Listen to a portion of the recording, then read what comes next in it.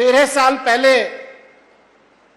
जो बीज अरविंद केजरीवाल जी ने दिल्ली में बोया था, दिल्ली में उसका एक छोटा सा पौधा लगा था शिक्षा क्रांति के रूप में। मुझे खुशी होती है जब देश भर में अरविंद केजरीवाल जी की मान साहब की शिक्षा क्रांति की बात होती है। आज आनंदपुर साहब की धरती पे मैं देख रहा हूं कि वो एक बड़ा पेड़ बन चुका है जो बीज अरविंद केजरीवाल जी ने बोया था 13 साल पहले। 13 साल पहले एक छोटी सी पार्टी बनाई थी, नई पार्टी अरविंद केजरीवाल जी ने, हम सब लोगों ने मिलके।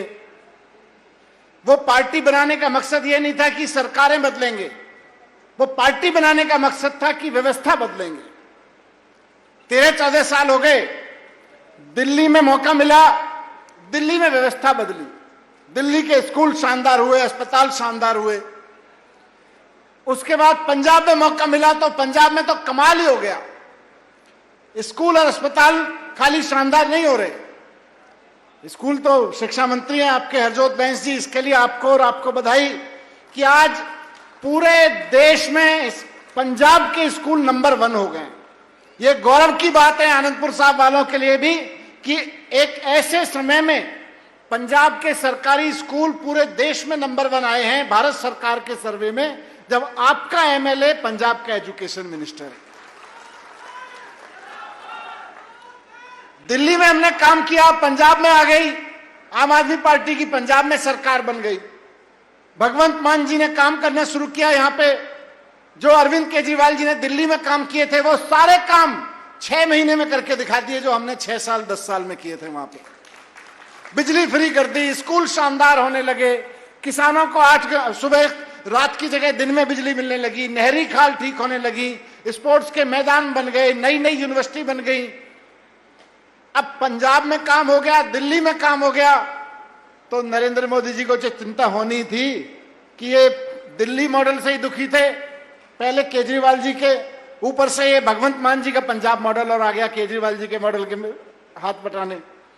तो केजरीवाल जी के दिल्ली मॉडल और पंजाब मॉडल भगवंत मान जी के केजरीवाल जी के से दुखी होके नरेंद्र मोदी जी को लगा कि यार ये तो आगे बढ़ते ही जा रहे हैं। क्योंकि जब पहली बार पार्टी बनाई थी 13 साल पहले, हम कहते थे सरकारी स्कूल ठीक करेंगे, ये कहते थे नहीं हो सकते। हम कहते थे बिजली के बिल 0 करेंगे, ये बीजेपी कांग्रेस वाले अकाली वाले कहते थे बिजली के बिल तो बढ़ सकते हैं, घट नहीं सकते, तुम लोग 0 करने की बात करते हो। हम कहते थे अस्पताल अच्छे करेंगे, ये कहते थे नहीं हो सकते। हम कहते थे कट्टर ईमानदारी की राजनीति करेंगे, बोले बिल्कुल नहीं हो सकती इस धरती पे कट्टर ईमानदारी की राजनीति। लेकिन आज 13-14 साल बाद आनंदपुर साहब की इस धरती पर, पवित्र धरती पर खड़े होकर मुझे गर्व महसूस हो रहा है कि दिल्ली में मौका मिला, पंजाब में मौका मिला, ना सिर्फ सरकारी स्कूल शानदार हुए, ना सिर्फ अस्पताल शानदार हुए, ना सिर्फ ईमानदारी से नौकरियां लगनी शुरू हुई, ना सिर्फ किसानों के लिए बिजली और पानी की व्यवस्था हो गई, खेती की व्यवस्था हो गई, बल्कि कट्टर ईमानदारी की राजनीति जो कांग्रेस और बीजेपी वाले कभी सपने में नहीं सोच सकते थे, वो भी करके दिखा दी। और अब तो आपकी पार्टी, इनको बीजेपी वालों को लगा कि ये कट्टर ईमानदारी की राजनीति अगर आगे चल गई तो पूरे देश में फैल जाएगी।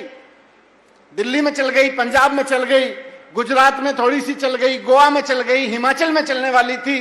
तो इनको लगा कि अगर ये कट्टर ईमानदारी की राजनीति आगे चल गई तो केजरीवाल को देश का प्रधानमंत्री बनने से कोई नहीं रोक पाएगा। और जैसा हरजोत ने कहा कि 20-25 साल तक तो पंजाब से कोई आम आदमी पार्टी को हिला नहीं पाएगा।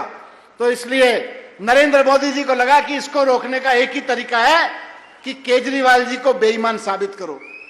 केजरीवाल जी को बेईमान साबित करने के लिए नरेंद्र मोदी जी ने सबसे पहले सत्येंद्र जैन को जेल में भिजवाया जो दिल्ली के मिनिस्टर थे, मुझको जेल में भिजवाया, संजय सिंह को जेल में भिजवाया, केजरीवाल जी को जेल में भिजवा दिया कि ये बेईमान है।